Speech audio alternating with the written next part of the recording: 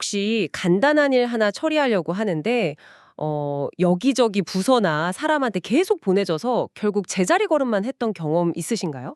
아니, 이걸 왜 이렇게 복잡하게 만들었지? 하고 좀 답답했던 적은요. 오늘 저희가 함께 살펴볼 자료들이 바로 이 복잡성이라는 주제에 대해서 꽤 흥미로운 질문들을 던지고 있어요. 보내주신 자료들을 보니까 이 복잡성이란 게 생각보다 여러 분야에 걸쳐서 나타나는 뭐랄까 공통된 현상이더라고요. 맞습니다. 왜 어떤 사람이나 어떤 조직은요, 그냥 단순하게 처리해도 될 일을 굳이 자꾸 복잡하게 만들려고 할까요? 그 이면에 숨어 있는 동기들, 이게 오늘 이야기의 핵심입니다. 이 자료들을 통해서 복잡성이 어떨 때는 좀 의도적으로, 또 어떨 때는 뭐 불가피하게, 하지만 또 많은 경우에는 불필요하게 사용되는 그런 다양한 맥락들, 그리고 그게 우리한테 미치는 영향, 이런 것들을 한번 같이 들여다보려고 합니다. 좋습니다. 그럼 자료에서 제시된 복잡성을 선호하는 이유들, 이거부터 좀 파헤쳐보죠. 특히 그 과학 분야에서 나타나는 복잡성이 좀 흥미로웠어요. 일부 과학자들이 지식을 대중이 쉽게 접근하기 어렵게 하려고 일부러 막 복잡한 학술 용어를 쓰고 그런다는 지적이 있었죠. 네, 자료에 따르면요. 이게 이제 자신들의 어떤 전문적인 권위를 좀 유지하거나 아니면 그 지식이 섣불리 오용되는 걸 막으려는 그런 방어 기제일 수 있다고 분석하더라고요. 특히 뭐 사회 전체에 큰 영향을 미칠 수 있는 민감하거나 좀 위험할 수 있는 기술 같은 거 있잖아요. 그런 경우에는 어느 정도의 복잡성이 지식을 통제하는데 긍정적인 역할을 할 수도 있다. 뭐 이런 시각도 있고요.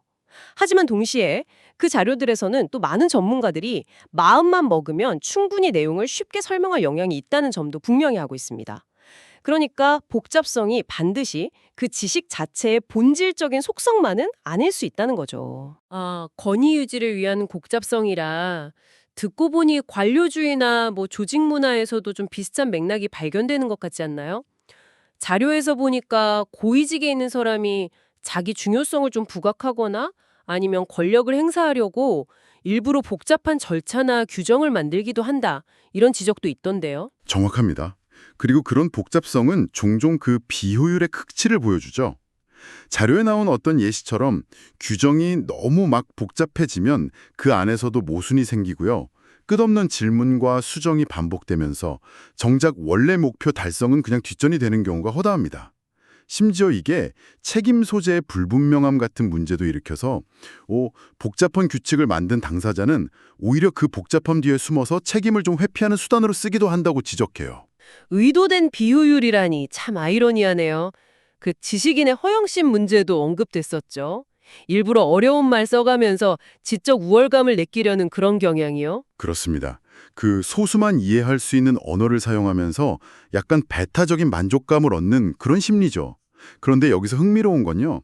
이런 어떤 거대 담론 외에도 우리 개인 차원의 비효율성 역시 복잡성을 스스로 만들어내는 원인이 될 수 있다는 점이에요.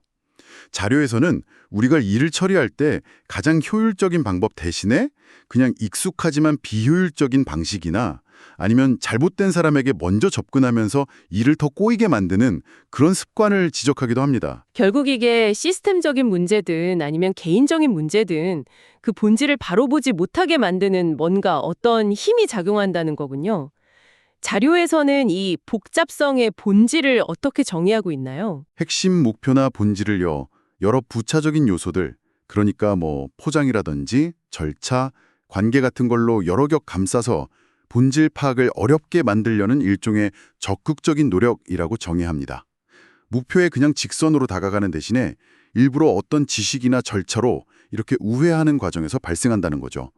그 중세 대학들이 외부 권력, 그러니까 뭐 황제나 통치자들로부터 자신들의 자율성이나 권위를 지키려고 일부러 복잡한 규정이나 학문 체계를 만들었던 그런 비유가 나오는데 그게 좀 인상 깊었습니다. 어떻게 보면 복잡성이 일종의 보호막 역할을 했던 셈이죠. 아, 그 중세대학 비유가 복잡성의 어떤 방어적인 측면을 잘 보여주는 것 같네요. 그런데 이 모든 복잡성 논의와는 정반대로 자료에서 마법사들은 오히려 극도의 단순성을 추구한다. 이렇게 언급한 부분이 전 정말 흥미로웠어요. 왜 그런 거죠? 네, 그 지점이 아주 중요합니다. 왜 마법사들은 단순함을 추구할까요? 자료에 따르면요. 복잡성을 많이 동원하면 할수록 목표를 달성하는 데 더 많은 힘과 믿음이 필요하기 때문이라는 거예요. 여기서 힘과 믿음이라는 게 단순히 정신적인 것뿐만 아니라 시간이나 에너지, 자원 같은 실질적인 지지, 그리고 정당화를 의미하는 걸로 볼 수 있어요. 복잡한 방식은 그만큼 많은 부가적인 노력을 요구하는 반면에 단순성은 가장 최소한의 요소로 목표 달성에 대한 어떤 확신을 보여주는 거죠.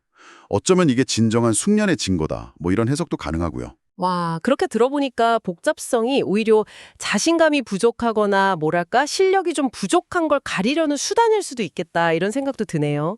자, 그럼 오늘 이야기를 좀 정리해보면 이 복잡성이라는 게 지식 보호나 권력 과시, 허영심 혹은 그냥 우리의 잘못된 습관 같은 정말 다양한 얼굴을 가지고 있다는 거네요.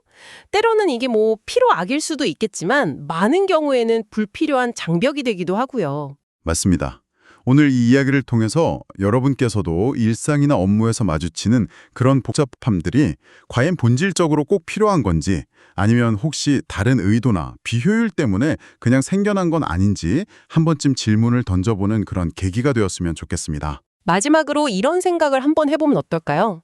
자료에서 마법사들이 단순성을 택하는 이유가 더 적은 힘과 믿음, 그러니까 더 적은 외부의 지지나 정당화가 필요하기 때문이라고 했잖아요. 그렇다면 우리가 때때로 복잡한 길을 택하는 이유는 혹시 가장 단순하고 직접적인 방법에 대한 우리 스스로의 확신이 부족해서는 아닐까요? 한 번쯤 곱씹어 볼 만한 질문인 것 같습니다.